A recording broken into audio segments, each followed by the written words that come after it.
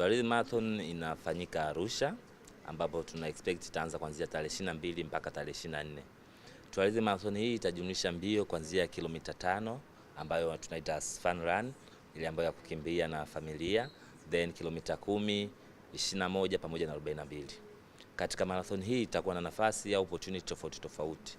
Ya kwanza ni kutembelea kivutio cha utalii cha Arusha National Park. Cha pili ni upandaji miti.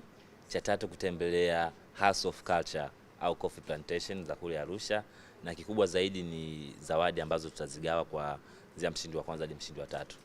Kama ambavyo ilishaongeleka before, mshindi wa kwanza atapata fursa ya kupata gari. Tutataja ni aina gani ya gari, lakini mshindi wa kwanza atapata gari. Mshindi wa pili atapata safari ya kwenda Dubai, na mshindi wa tatu atapata safari ya kwenda South Africa.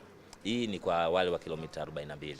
Lakini kwa kilomita 21 kushuka chini, mshindi wa kwanza mpaka mshindi wa tatu wote watapata hela. Kwa hiyo ni kitu fulani ambacho ni cha tofauti. Kwa hiyo ni wewe sasa Mtanzania uchague ukimbie wapi. Lakini ndio nafasi sahihi, vijana wa Dar es Salaam, vijana wa Arusha, Tanzania kwa ujumla, I think sasa ni wakati sahihi. Jisajili sasa kupitia Haso Sasa, nunua tiketi yako mapema.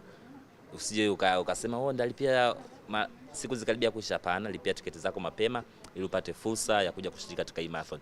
Itakuwa ya kipekee. Just imagine ambapo utakayolipia hiyo utapata fursa ya kwenda kwa Arusha National Park, utapata fursa ya kupanda miti.